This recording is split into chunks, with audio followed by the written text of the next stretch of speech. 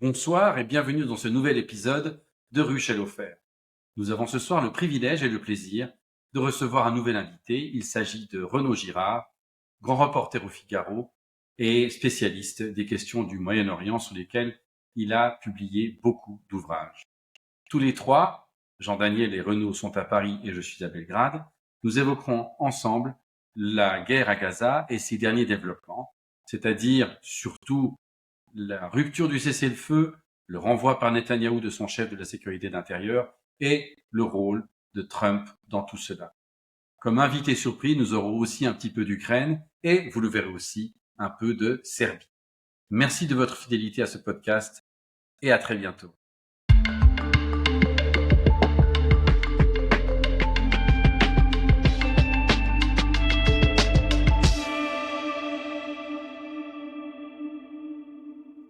Bonsoir et surtout bonsoir à notre invité de ce soir, très prestigieux, qui est Renaud Girard du Figaro. Bonsoir Renaud. Bonsoir. Grand reporter au Figaro et spécialiste notamment, entre autres, du Moyen-Orient, d'Israël, mais aussi du Pakistan et de tous les pays de cette région. Je rappelle aussi pour nos auditeurs que vous et moi, nous nous sommes rencontrés à Belgrade, mais aussi et surtout à Tel Aviv en décembre 2023, où nous avons pu échanger nos points de vue sur ce qui était en train de se profiler comme un conflit épouvantable, ce que les mois qui ont suivi confirment hélas. Vous êtes avec Jean-Daniel Ruche à Paris, je suis à Belgrade, et à Belgrade, je me trouve aujourd'hui dans la situation idéale pour lancer une discussion sur Israël et Gaza en parlant de toute autre chose. Je suis sur un parc au centre-ville et j'ai dit heureusement du triple vitrage parce qu'il y a beaucoup de brouhaha dans la rue. Les gens manifestent devant le ministère de la Défense. Pourquoi? Parce qu'aujourd'hui, nous sommes le 24 mars. Or, il y a 26 ans, jour pour jour, commençaient les bombardements de l'OTAN. Quel est le rapport, me direz-vous, avec Israël? Eh bien, j'en vois un, et je serais curieux d'avoir votre avis là-dessus. Je pense que, évidemment, pour la plupart des auditeurs, on oublie complètement que la Serbie est rentrée dans le conflit des années 90 et de la dislocation de la Yougoslavie avec une image de pays héroïque, petit pays, vainqueur du fascisme, ami des grandes puissances occidentales, ayant tenu tête à Staline, enfin, une grande histoire merveilleuse que quelques années d'un conflit sanglant et déséquilibré avec son entourage régional euh, a complètement détruit la réputation. C'est-à-dire que les Serbes ne se sont pas rendus compte que la guerre n'était pas qu'une affaire de tanks et d'avions et de morts et de ressources, mais c'était aussi beaucoup une affaire de communication. Ce que les Croates et les Kosovars ont parfaitement compris à leur profit, et ce que les Serbes ont aussi finalement compris à leur dépens. Il me semble qu'il n'est pas exagéré de supposer qu'Israël, dans son arrogance ces temps-ci, notamment à travers son Premier ministre Netanyahou, est en train de tomber dans le même piège, c'est-à-dire de ne considérer que les gains militaires et politiques sans s'intéresser aux gains, je peux pas comme émotionnels ou disons de l'affection du public mondial, sachant Vous que avez tout à sans fait raison. l'affection du public mondial, son effort de guerre à la longue sera vain. Qu'est-ce que vous en pensez, Renaud? Moi, je pense que vous avez tout à fait raison. Le prestige international d'un pays ouvert sur le monde comme Israël compte beaucoup, parce que Israël vit du tourisme, de ses exportations. Les Israéliens voyagent beaucoup. Et c'est vrai qu'ils ont un peu bradé le prestige incroyable qu'avait ce pays dans les années 60. Quand j'étais une famille catholique française normale de 4 enfants, quand ma mère nous parlait de la géographie, etc., et des pays, elle nous disait qu'il y a un pays qui était plus extraordinaire que les autres, qui était absolument fascinant, une sorte de pays de boy scout, et beaucoup plus admirable que les autres, c'était Israël. Aujourd'hui, il ne viendrait pas à l'idée d'une mère de famille française moyenne de prendre en exemple Israël comme un pays extraordinaire à respecter et à admirer. Et donc, c'est là, effectivement, que Israël a beaucoup perdu en réputation, et on a vu, avec toutes les manifestations qu'il y a eu, qu'on se rapproche, et ce serait très dommageable pour Israël, on se rapproche de plus en plus de ce qu'on appelle le BDS, c'est-à-dire les campagnes de boycott, de désinvestissement et de sanctions réclamées par bien les manifestants palestiniens à Columbia. Donc, Columbia est rentré dans le rang, il y a eu beaucoup de manifestations, et puis partout un peu en Europe, où certains étudiants ont pris le parti de la cause palestinienne, et même en France, on a un parti politique qui s'appelle LFI, tout à fait à gauche de l'échiquier, qui est tout à fait favorable à des campagnes de BDS. Alors, je ne sais pas si c'est parce qu'on a en Suisse une sensibilité un peu plus germanique, mais je ne pourrais pas dire que ce qui se passe en France est similaire à ce qui se passe en Suisse. Hein. On a vu que notre Parlement a de justesse maintenu la moitié de notre contribution à l'UNRWA. Alors, on sait que Israël essaye de détruire l'UNRWA depuis très très longtemps. Et dans une large frange de la population suisse, on n'a pas de problème à s'identifier à ce petit pays entouré d'ennemis farouches qui ne reculent devant rien, islamistes en plus. Oui. Donc, ce qui crée quand même des sympathies. C'est des sympathies qui sont anciennes, hein, parce que l'idée d'un petit pays entouré d'ennemis, excusez-moi, mais la France en a aussi fait partie à un moment de notre histoire, voilà, et qui réussit malgré tout à résister, à se défendre et à affirmer sa souveraineté devant une partie du public suisse, ça marche probablement mieux. Maintenant, l'autre chose, j'aimerais dire, c'est que effectivement, il y a une érosion de la popularité ou de l'image d'Israël, mais qui date pas du 7 octobre.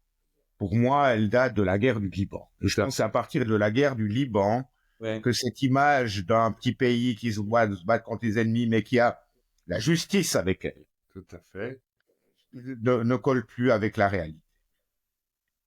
Oui. Alors, il y a plusieurs guerres de Liban, mais là, vous parlez de la dernière. Non, je parle de celle de 82.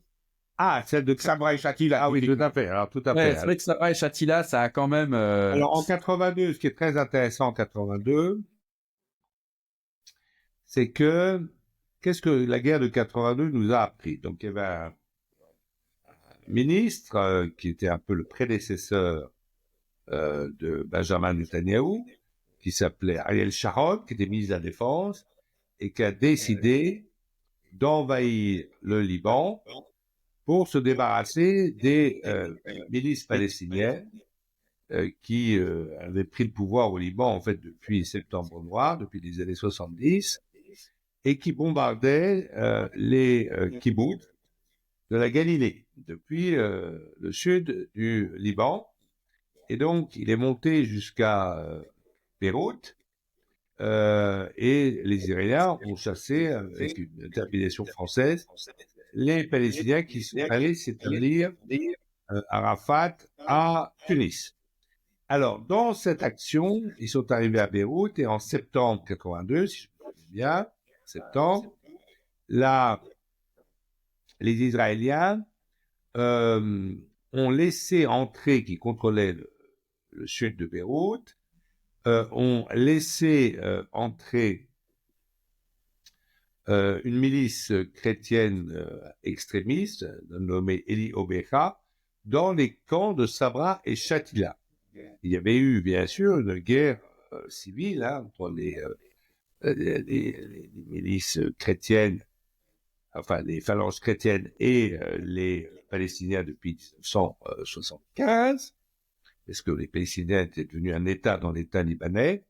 Et là, il y a eu une vengeance, et il y a eu des centaines de morts civiles dans ces camps de Sabra et Shatila, qui étaient des camps de réfugiés. Réfugiés, ça veut dire quoi?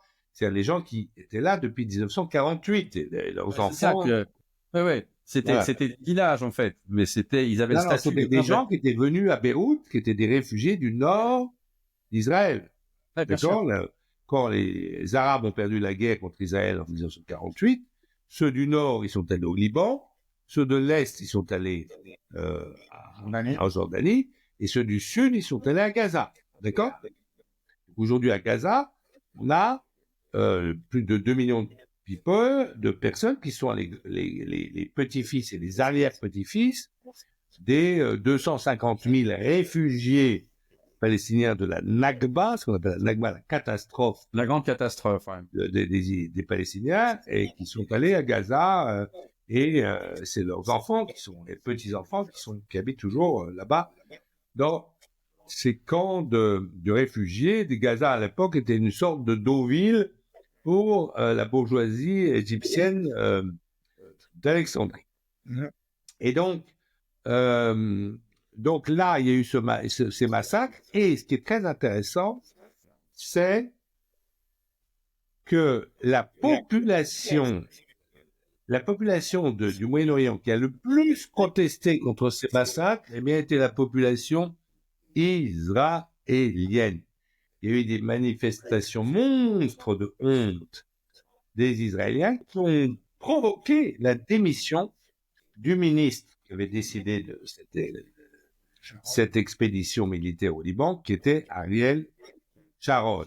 Et c'est ce que je dis, et c'est ce que je dis dans mon éditorial qui va paraître demain matin, c'est que la culture de la Kalachnikov dans la résistance palestinienne a toujours été contre-productive.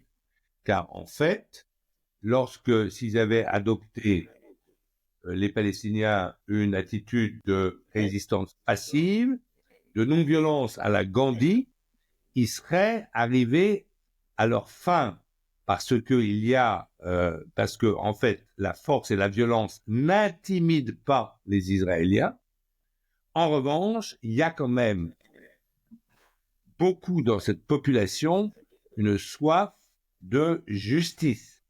Et donc, l'intifada, qui était une sorte de résistance passive, l'intifada des pierres, qui commence en 87, en décembre 87, où des gamins attaquent des pierres avec des cailloux, et une intifada de résistance passive. Et elle fonctionne, puisqu'elle aboutit aux accords d'Oslo, qui va donner, qui promet de donner progressivement une autonomie aux Palestiniens, puis ensuite un État aux Palestiniens, alors que l'intifada des Kalachnikov et des bombes terroristes de septembre 2000, va être totalement contre-productive, qu'elle n'apportera strictement rien aux Palestiniens.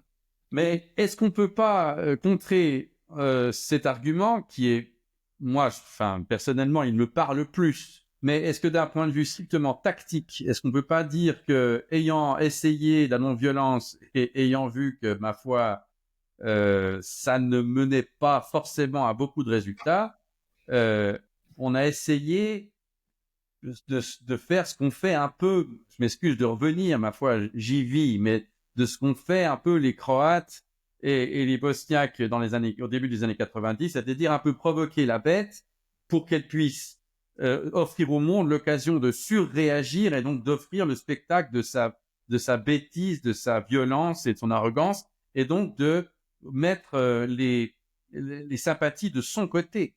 Parce que je crois que quand même, un des objectifs principaux de l'attaque du 7 octobre, évidemment, c'était malheureusement de tuer des Israéliens, mais c'était aussi de faire en sorte que la question de Gaza et de la Palestine reste durablement en une des journaux et des priorités politiques, ce qui n'était vraiment plus le cas depuis un moment. Depuis un moment, si je prends mon propre exemple, le 7 octobre, il a fallu que le soir de la journée, j'étais à Sofia avec un ami, et il a fallu que l'après-midi arrive pour que je prenne conscience qu'il s'agissait de quelque chose de plus qu'un énième épisode de violence à Gaza et en Israël.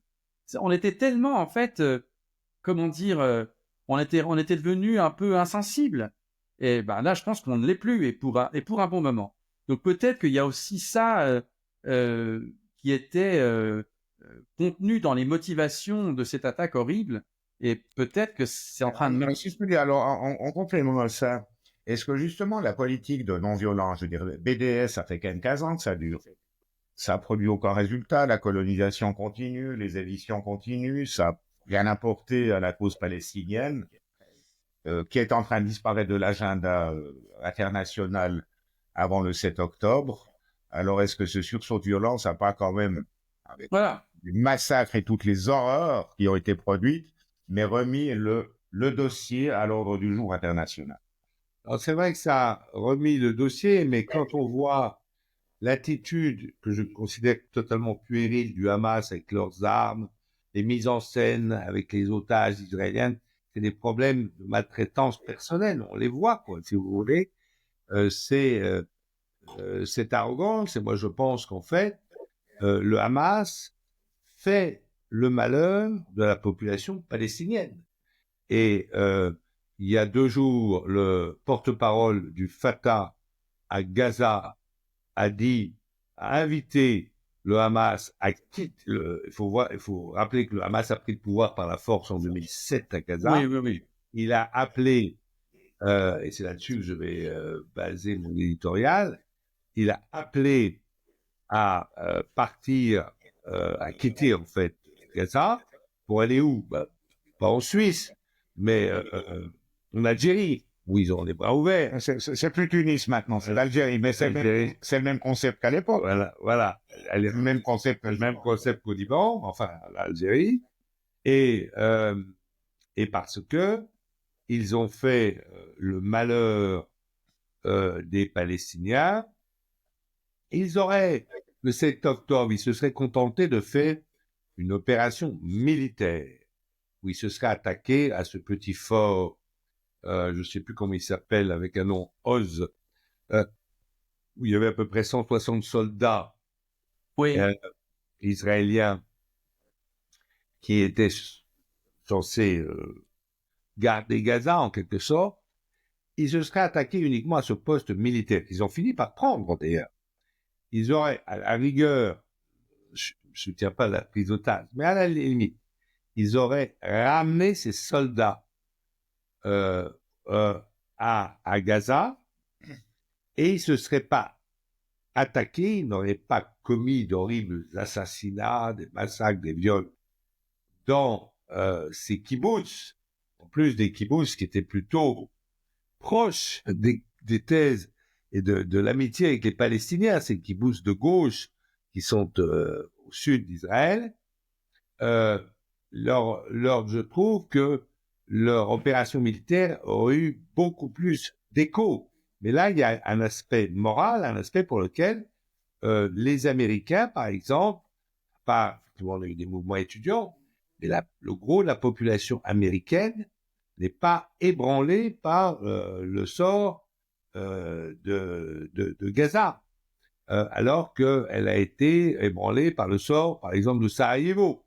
Voilà. Et donc, il y a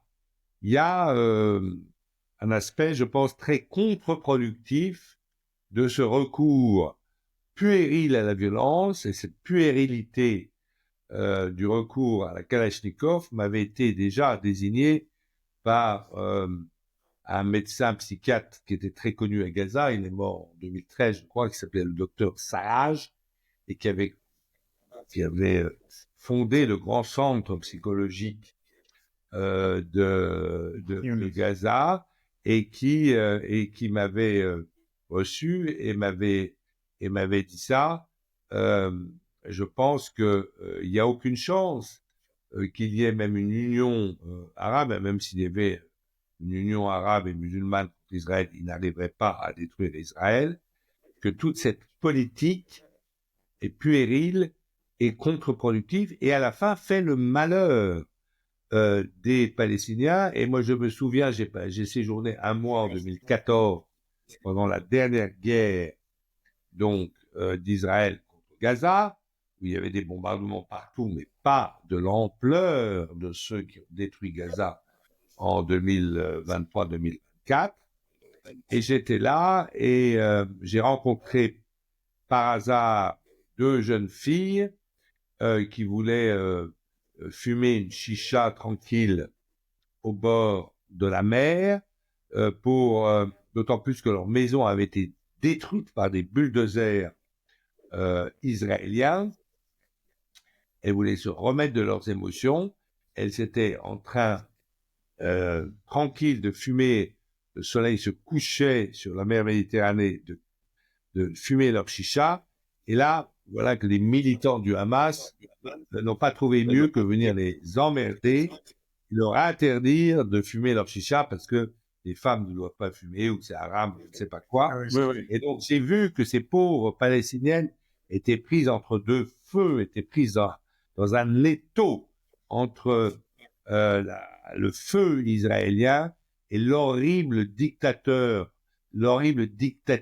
politique et pseudo-morale des frères musulmans du Hamas. Alors là, on est parfaitement d'accord. Moi, je trouve que l'image du marteau et de l'enclume est parfaite. L'enclume étant la dictature islamiste du Hamas et le marteau étant les bombes israéliennes. Voilà, exactement. Oui, la population palestinienne de Gaza, mais ça peut valoir pour la Cisjordanie dans une certaine mesure aussi.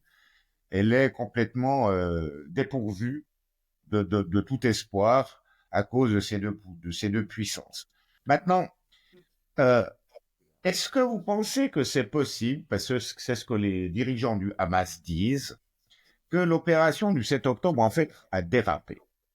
Que leur objectif, c'était effectivement des objectifs militaires pour ramener le plus de captifs possible afin de servir de monnaie d'échange, mais qu'ils ont été surpris par la facilité avec laquelle ils ont pu pénétrer sur le territoire israélien et que d'autres groupes qui n'avaient pas d'instructions précises, criminels, djihad islamique et d'autres, se sont engouffrés dans la brèche et que c'est surtout eux qui sont responsables des atrocités contre les civils. Alors, je suis tout à fait d'accord avec ça. C'est évidemment une opération qui a dérapé.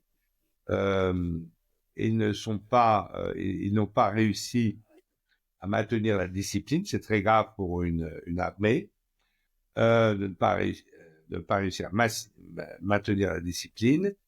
Ils ont donc en fait c'est toute la racaille de Gaza qui est venue massacrer ces pauvres kibbutzim. Mais les pauvres festivaliers, hein. Et les pauvres festivaliers. Mais le Hamas n'a pas su présenter ses excuses, n'a pas su fusiller des coupables, si vous voulez, publiquement, et n'a pas su assumer ce qui s'était passé.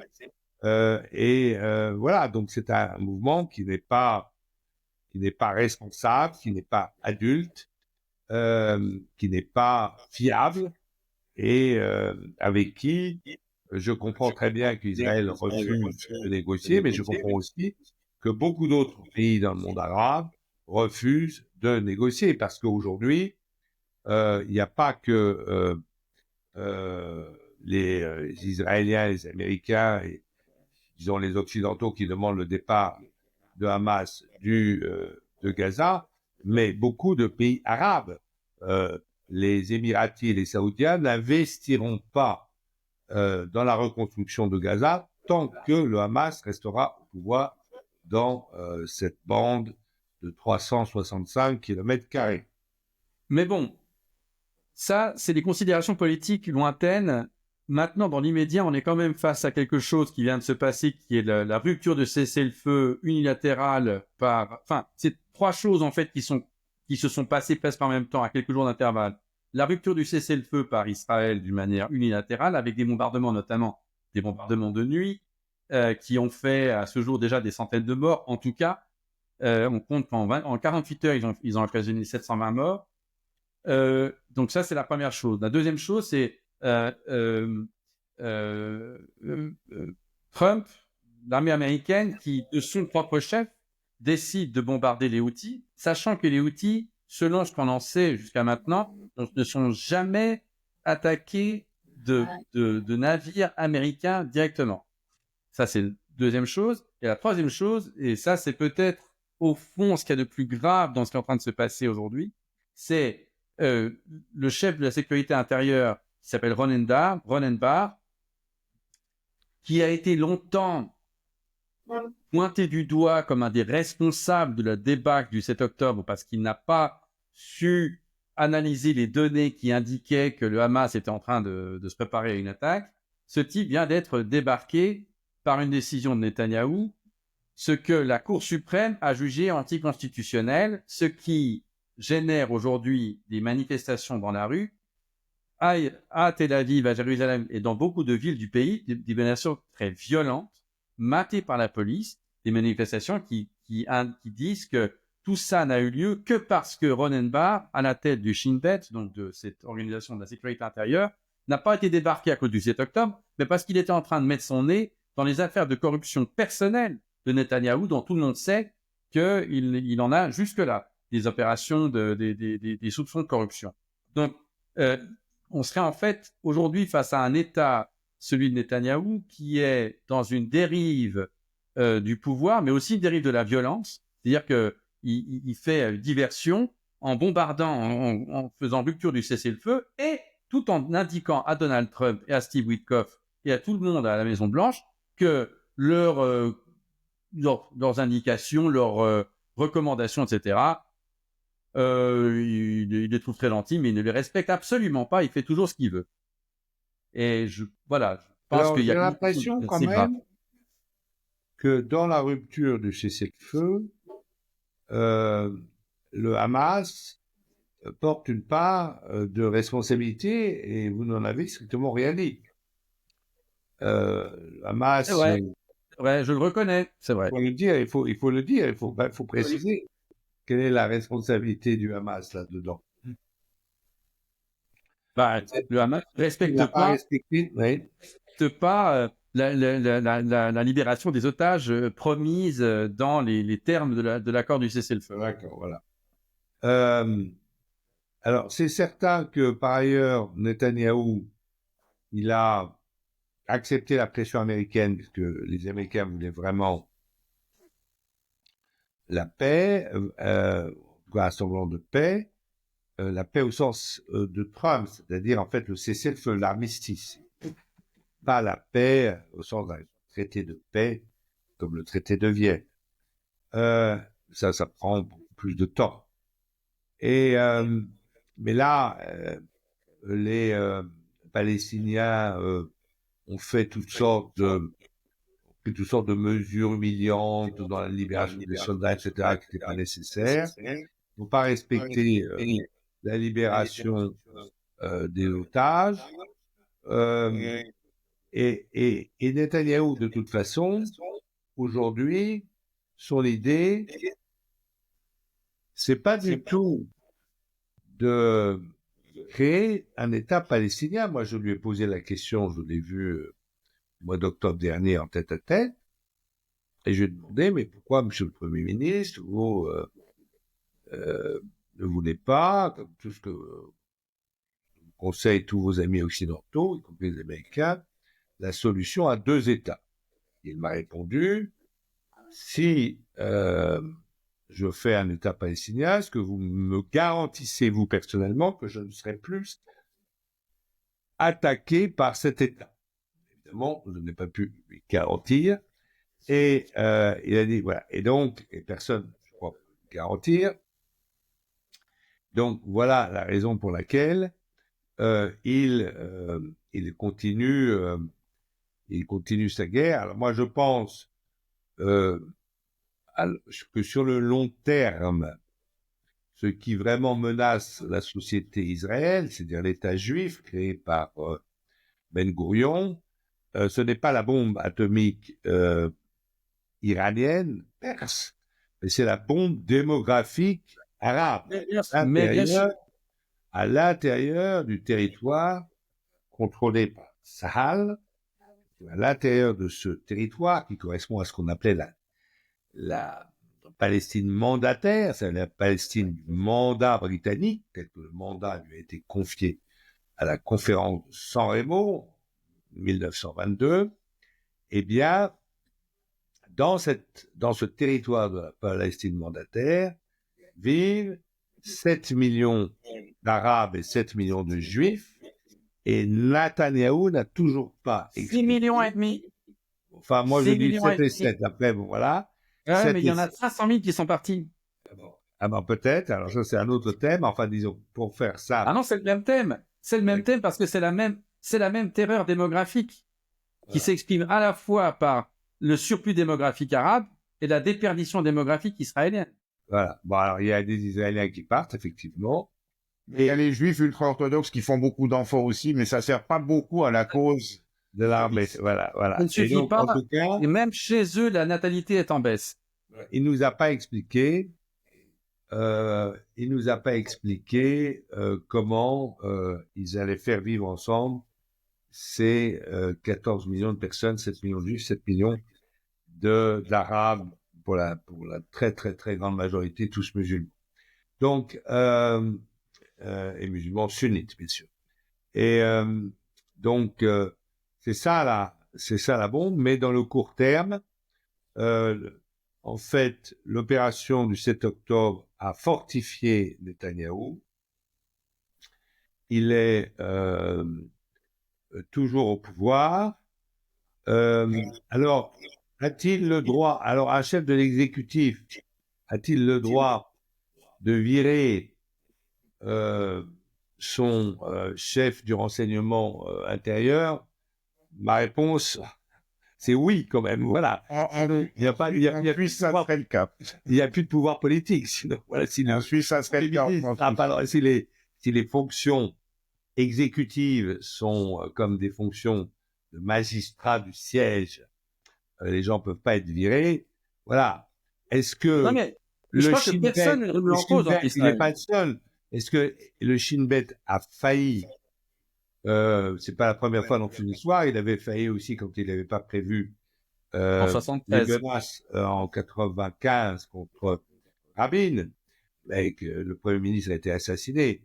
Mais là, le Shin Bet porte à l'évidence des responsabilités dans ce qui s'est passé le 7 octobre, c'est évident. Oui.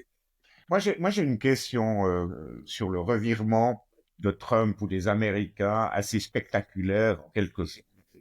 Puisqu'on a une période, c'était quoi, il y a 3 semaines environ, où Trump envoie une lettre à Khamenei pour lui dire faisons la paix, trouvons un accord, où il envoie un monsieur Beuler, donc personne n'a jamais entendu parler, discuter avec les gars du Hamas. Ce monsieur Beuler revient de ses entretiens à Doha, fait des conférences de presse, parle à la presse israélienne, puis dit mais ces gars du Hamas sont très bien, on peut faire des deals. Ouais. Et moi, je suis pas un agent d'Israël, donc je m'en fous de ce qu'Israël pense. Et la semaine d'après, il y a des bombardements intenses sur les OC. Et puis, on autorise Trump à reprendre les bombardements à Gaza, ce qui lui permet d'ailleurs, au passage, de reprendre aussi Ben Gvir dans son cabinet, ce qui on autorise. Garantit son pouvoir. Jean-Daniel, t'as juste fait une erreur. Tu dis on autorise Trump à reprendre les bombardements. On autorise Netanyahou à reprendre les bombardements. On autorise Netanyahou à reprendre les bombardements. Exactement. Donc, comment vous expliquez ce revirement? Parce qu'on a l'impression que Trump était sur une ligne pacifiste. Oui. Et puis, pratiquement du jour au lendemain, on est passé dans une ligne complètement inverse. Alors, je crois que Trump regarde beaucoup la télévision. Il n'a pas dû être très satisfait par ces membres du Hamas, ces miliciens du Hamas qui n'ont pas pu s'empêcher de montrer leurs fusils et d'humilier leurs otages. Mais c'était avant. Israéliens. Ah non, là, il a imposé le cessez-le-feu, il y a eu les échanges, et là, voilà.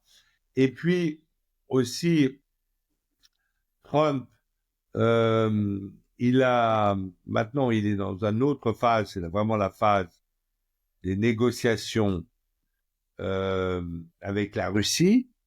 Et parallèlement, il veut montrer que c'est quand même un homme fort qui se fait pas marcher sur les pieds. Donc pour le moment, il a dit, écoutez, moi je tiens à la liberté de navigation, et c'est vrai que la mer Rouge et le canal de Suez est une des principales voies de navigation du monde.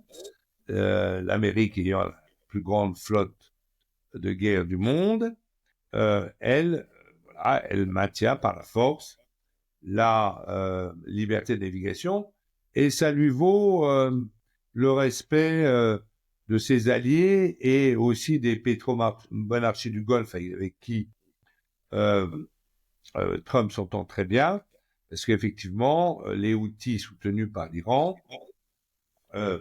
menacent des intérêts qui sont aussi les intérêts des pétromonarchies du Golfe.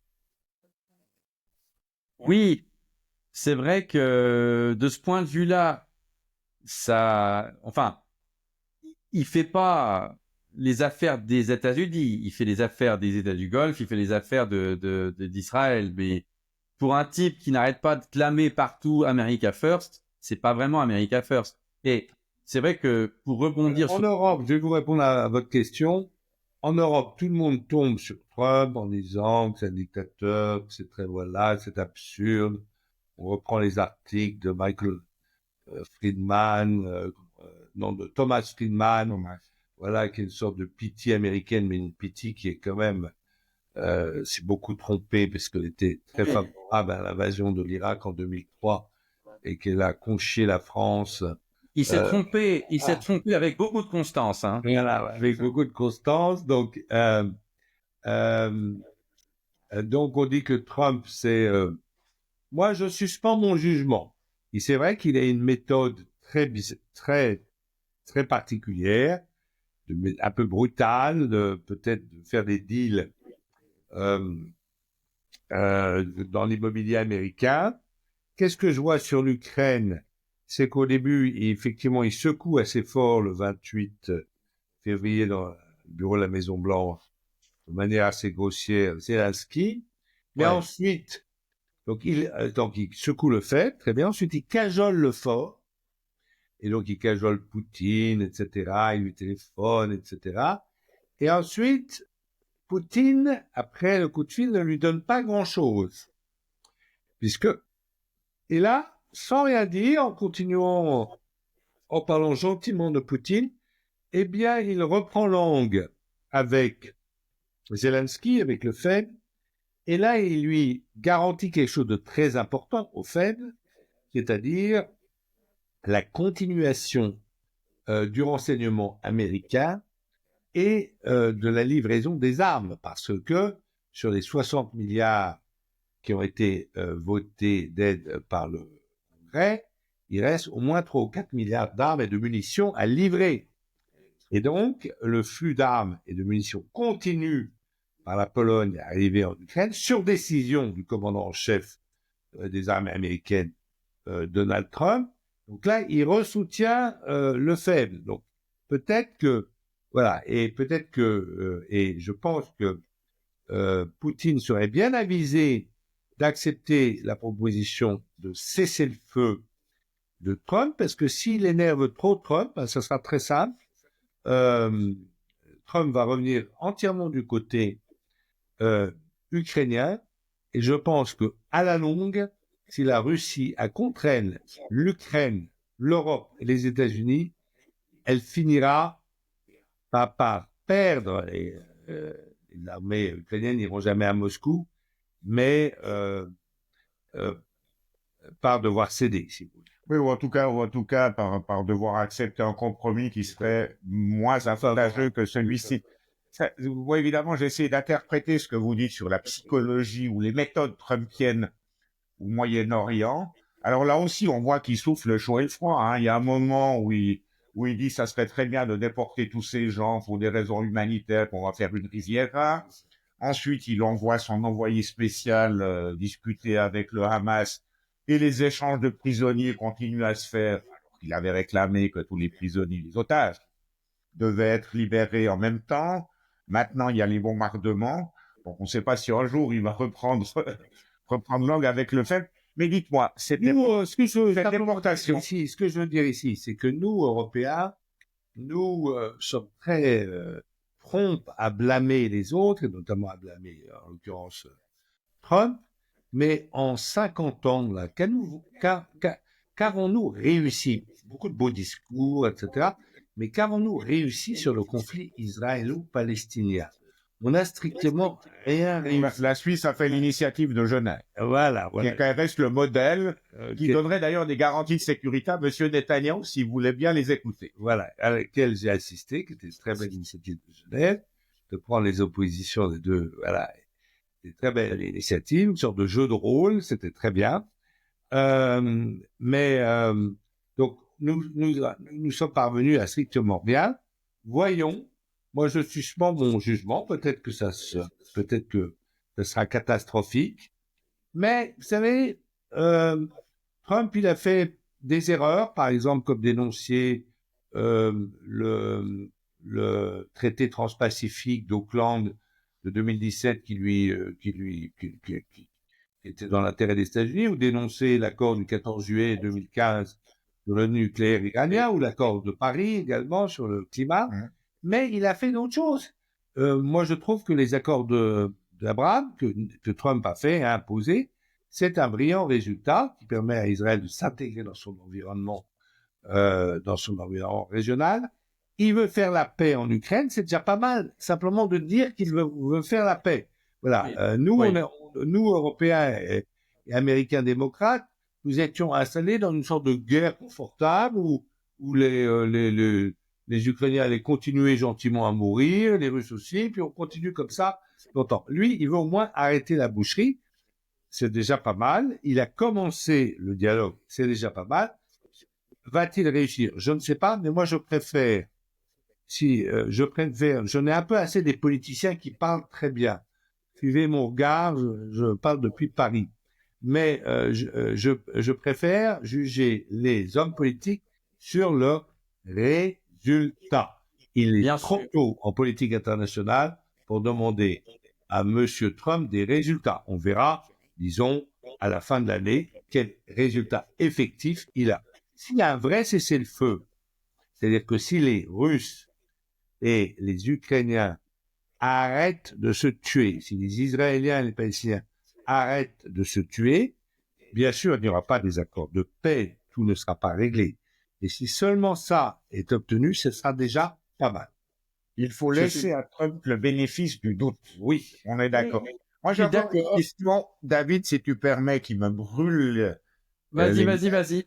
C'est, est-ce que cette question de la déportation des habitants de Gaza, déportation qu'on qualifie de volontaire maintenant, est-ce que c'est sérieux? Est-ce que c'est réaliste? Est-ce que ça va vraiment être mis en œuvre? Est-ce que ça correspond à un plan, à une intention du gouvernement israélien? Alors, il y a certainement beaucoup d'Israéliens de droite et d'extrême droite qui rêvent de cela. Netanyahou l'a jamais dit. Ces deux ministres d'extrême droite en rêvent presque tout haut. Le ministre de la Défense, on a parlé de cette semaine. La droite israélienne considère que la terre des Palestiniens, c'est en fait la Jordanie, pour des raisons historiques que je pourrais expliquer. Mais la Jordanie n'est pas prête à accepter des Palestiniens parce qu'elle est déjà très déséquilibrée entre le pouvoir bédouin et les Palestiniens. Il y a plus de 60% de Palestiniens en Jordanie. Et la Jordanie est en paix avec Israël. Et l'Égypte non plus n'aime pas les frères musulmans, puisque Sisi, c'est le grand ennemi des frères musulmans, et donc n'est pas prêt à recevoir des Palestiniens en Égypte. Alors peut-être que un certain nombre vont partir et partent d'ailleurs en ce moment, ils vont sans doute se retrouver en Égypte d'abord. S'ils arrivent à partir dans d'autres États arabes, c'est pas peut-être, s'ils ont des moyens, mais il faudra très certainement un effort, une aide financière à l'Égypte pour accepter ces réfugiés supplémentaires. Alors l'Égypte ne fera pas la sourde oreille parce que l'Égypte a vraiment beaucoup besoin d'aide financière en ce moment. Et donc, s'il y a une aide financière qui pourrait venir des États du Golfe, des États-Unis, de l'Europe, l'Égypte pourrait peut-être, sans le dire ouvertement, mais prendre, oui, quelques dizaines de milliers, voire centaines de milliers de Palestiniens, parce que tant que la reconstruction ne commence pas, Gaza est devenu quand même relativement invivable, hein. Toutes les infrastructures ont été détruites. Donc, on va demander en fait aux Européens et aux États du Golfe de payer pour les destructions commises par Israël. C'est ça. Alors, c'est ça le risque, c'est qu'il y avait le système habituel que vous avez connu. Jean-Daniel Russe, vous avez été ambassadeur en Israël. C'est les guerres, les guerres d'Israël contre les Palestiniens. Ce sont les Américains qui payent les bombes. C'est l'UNRWA, c'est-à-dire l'ONU, qui nourrit les Palestiniens et les scolarise, et c'est les Européens qui, avec leur budget, reconstruisent Gaza. Ça, c'était la guerre habituelle. Maintenant, je suis pas sûr qu'aujourd'hui, les Européens sont prêts à reconstruire à leurs frais. Gaza, ils ont donné déjà. Et donc, non, la chose, ce qui serait le rêve, ce serait que le Hamas accepte de partir et que Mohamed Darlan, qui est palestinien de Gaza et qui a dirigé la police du Fatah jusqu'en 2007, et qui est très proche, peut-être le conseiller le plus proche de MBZ, le leader des Émirats arabes unis, qu'il accepte de venir, et qui s'entend très bien avec les Américains, les Israéliens, qu'il accepte de revenir gérer Gaza, et pour le reconstruire, et là, si c'est lui, évidemment, il aura des financements qui arriveront.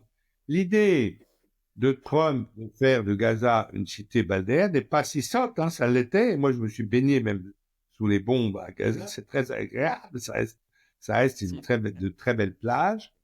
Alors évidemment, on peut pas reconstruire Gaza en virant la population, ça c'est évident. Mais on peut peut-être la loger temporairement, mais en tout cas, un effort doit être fait. Ça sera pas l'effort, ça sera pas la vision idyllique, comme ça, de prospectus touristique de Trump, mais je dirais que c'était peut-être une image. En tout cas, Trump, pour le moment, il a fait bouger les choses sur Gaza. La preuve en est que les pays du Golfe se sont réunis très sérieusement à Riyad, si je me souviens bien, pour voir quelle sorte de solution pratique on pouvait apporter à Gaza. Ils sont tout à fait prêts à débourser les fonds, mais effectivement, ce qu'il leur faut avant tout, c'est le départ, parce qu'ils n'accepteront jamais un gouvernement mené par les frères musulmans du Hamas. Et je crois qu'il y a encore eu un autre problème. D'abord, moi, j'ai lu le plan de paix. Je trouve que c'est très raisonnable ce qu'ils ont conçu comme plan de paix pour la reconstruction de Gaza. Mais vous avez parfaitement raison. Une des conditions, c'est le départ du Hamas. Et l'autre condition, c'est Mahmoud Abbas. Parce que je vois mal Mahmoud Abbas accepter un retour de Darlan. Et on a vu par le passé que Mahmoud Abbas, malgré tout ce qu'on dit de lui, son âge, sa fragilité, ça reste un pion important sur cet échiquier. Oui, alors il faut dire à nos auditeurs que c'est un Palestinien du Fatah, donc proche d'Arafat, qui s'entendait bien avec les Israéliens période de sa vie, puisque évidemment le Fatah a reconnu le droit d'existence d'Israël en 1988, et ensuite il y a eu les accords signés, une coopération, alors effective entre le Fatah et Israël à partir des accords d'Oslo de 1993, et ce Marwan Barghouti avait même monté un comité d'amitié entre des députés israéliens et palestiniens, donc il était très proche des Israéliens, mais ensuite, lorsqu'a commencé la deuxième intifada à partir des années 2000, il a été arrêté, mis en prison pour des crimes de sang, et il est un peu devenu le Mandela palestinien. Oui. Est-ce que les Israéliens accepteraient de le libérer pour aller gérer Gaza? Je ne sais pas pour le moment en tout cas. Mais c'est vrai que ce serait pas une mauvaise idée. Et pourquoi pas un duo entre lui et son ancien ennemi Darlan, mais voilà. Mais ce que je disais, c'est que c'est Mahmoud Abbas qui va s'opposer à ces scénarios de retour de Darlan. Pour le moment, il est en prison, donc il a... Non, le président de l'autorité palestinienne. Vous parlez pas de Marwan Barghouti. Non, on aurait pu parler de lui, et vous avez très bien fait de parler de lui. Non, mais Mahmoud Abbas, c'est pas pour un recueil. Oui, Mahmoud Abbas, pardon, j'ai confondu. Et qui est l'ennemi juré de... Oui, Mahmoud Abbas est un vieillard corrompu qui n'a plus aucune autorité et qui en fait, les gouvernements viennent le voir à Ramallah parce qu'ils ne savent pas quoi faire d'autre, mais il ne représente plus rien au sein de la population palestinienne. Il y a eu une élection depuis 2006. Donc, il faut qu'il laisse sa place. C'est évident. Non, je voulais parler de Darlan et, bien sûr, et de Marwan Barghouti. Je voulais juste attendre. On est d'accord. C'est ça. Ah oui, ça c'est parfait. Moi, je voulais juste tempérer votre sentiment positif envers Trump. Moi, il me semble que sur l'affaire d'Israël, tant que sur l'affaire d'Israël que sur l'affaire d'Ukraine, on pouvait l'écouter avec intérêt jusqu'à son élection et jusqu'à son installation. Il avait des propos qui étaient résolument pacifistes en face d'une action de Biden qu'on pouvait qualifier soit de belliciste, soit de laisser-faire. Et on pouvait se dire, avec Trump, ça va changer. Sur l'Ukraine, on a l'impression que aujourd'hui, c'est Poutine le maître des horloges et qu'au fond, l'autre, Trump, essaye de faire des déclarations, des stratégies et des décisions et des signatures, mais qu'au fond, il n'y a pas grand-chose qui change. Et sur l'affaire d'Israël, moi, je constate que Netanyahou, qui a été grondé et tensé par Witkoff au tout début, aujourd'hui, il a de nouveau la bride sur le cou. Il fait exactement ce qu'il veut. Et le pauvre Trump est de nouveau contraint, comme les présidents qui l'ont précédé, à observer ce qui se passe et à devoir dire merci et bravo et à envoyer de l'argent et des bons. Alors, David, pour le moment, you have a point. Nous n'avons pas exprimé des jugements positifs sur Trump. Nous ne sommes pas associés pour le moment au torrent de critiques négatives en Europe contre lui. Nous suspendons notre jugement car nous considérons qu'en politique étrangère, avant d'avoir des résultats, il y a quand même, on a le droit d'avoir quelques mois. Et donc, moi-même, je me donne, je dirais, 6 mois, oui, pour avant de prononcer un réel jugement sur la politique étrangère de Trump. Si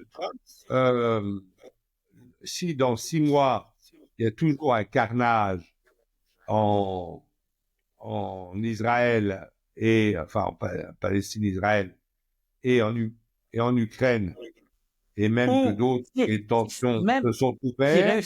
Un des deux, déjà, c'est pas mal. Voilà, mais attendons de voir, donnons-lui sa chance.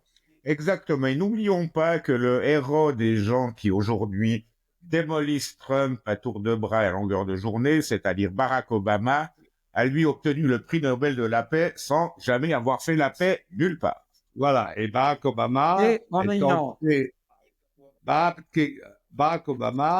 entré en fonction et son premier acte, le 21 janvier 2009, ça a été d'appeler justement Mahmoud Abbas parce qu'il a dit « Je vais régler le problème israélo-palestinien en un an ». Ensuite, le 4 juin 2009, vous vous souvenez, il est allé au Caire, c'est le discours du Caire, etc., etc. Il a strictement rien réussi. Il a quand même eu le prix Nobel de la paix pour avoir fait la paix nulle part. Et donc, oui, il fait beaucoup la guerre. Voilà, fait beaucoup la guerre. Alors ici, il a quand même, et ça je salue Barack Obama pour cela, il a fait l'accord du 14 juillet 2015 avec l'Iran, qui est une sorte d'échange de renoncement de l'Iran à son programme nucléaire militaire contre un assouplissement des sanctions internationales. Mais malheureusement, Trump a remis en cause cet accord en 2018 et j'estime que c'est une erreur qui a été faite dans les mandats de Trump. Oui. Et j'espère. D'accord, mais remarquez que Barack Obama n'a pas réussi, à cause de la politique américaine, à ancrer cet accord dans un vrai texte de droit qui n'aurait pas pu être révoqué aussi facilement par son successeur. Parce qu'il n'avait pas les 2/3 au Sénat. Exactement. Voilà. Eh bien, je vous remercie pour ces commentaires éclairants sur une situation qui, je n'en doute pas, occasionnera d'autres possibilités de podcast dans les mois qui viennent et dont je peux imaginer que mon petit-fils, s'il existe un jour, aura lui aussi à en discuter, malheureusement. Je vous remercie beaucoup pour votre présence et vos commentaires. À vous les studios Cognac Jet, comme on disait autrefois. Et à très bientôt, j'espère, à vous deux. Et bonne soirée à Paris. Merci beaucoup, David. Merci. Bonne soirée. C'était un épisode du podcast Ruche et Laufer. Chaque semaine, Jean-Daniel Ruche, ancien ambassadeur de Suisse, et David Laufer, écrivain suisse basé à Belgrade, commentent l'actualité, la géopolitique, l'histoire et la culture. À très bientôt pour un prochain épisode.